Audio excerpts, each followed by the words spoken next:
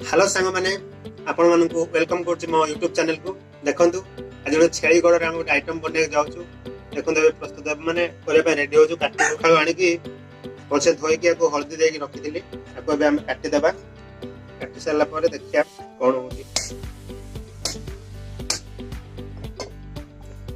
देखंतु सॉरी वाले कटा कटी की बाहरला। ताको हम बे भल से पानी दे के सिजेबा।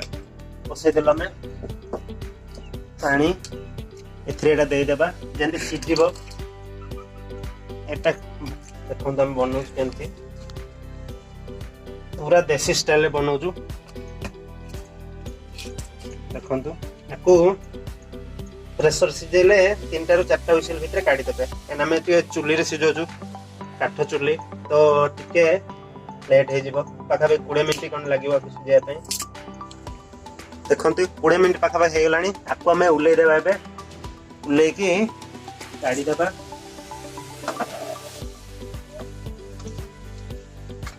सांग माने जदि वीडियो भल लागि छि लाइक शेयर सब्सक्राइब कर देबे। देखंतु हमर प्याज छेचा चाली छि शिलो रे। प्याज सरी गलानी। प्याज रे बे रसुन दिया होछि। रसुन देकी पुनी ताको मिसै की आउ थरे बटा हो। प्याज रसुन छेचा हे गला। बे लंका देकी पुनी थरे ताको मिक्स कराबो। भल से मिसै दे ताको। मसलाटा हे गला।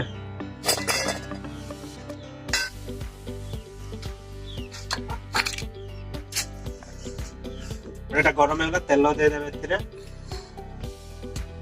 बस प्याज रसुन कंचा लंका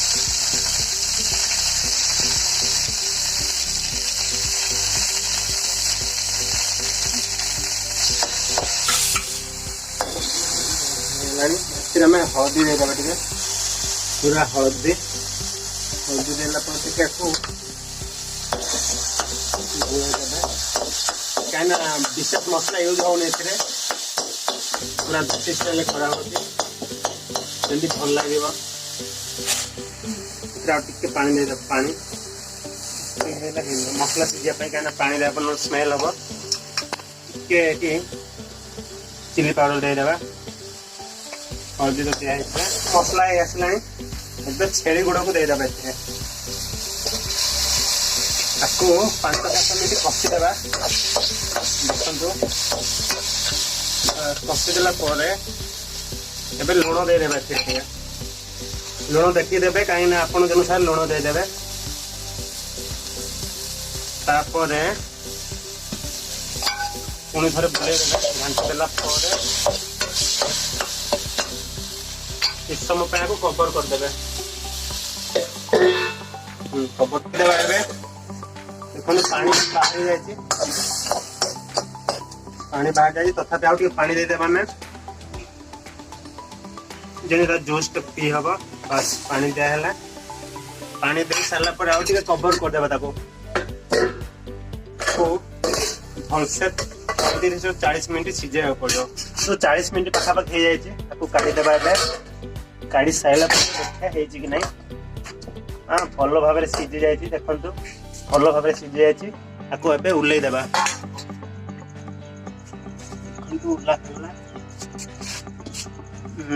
भल भाव में बसी के टेस्ट पर केमती लागुच जोसटा।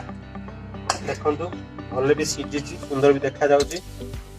टेस्ट पर चामच में अछि। टेस्ट कर केमती लागुच।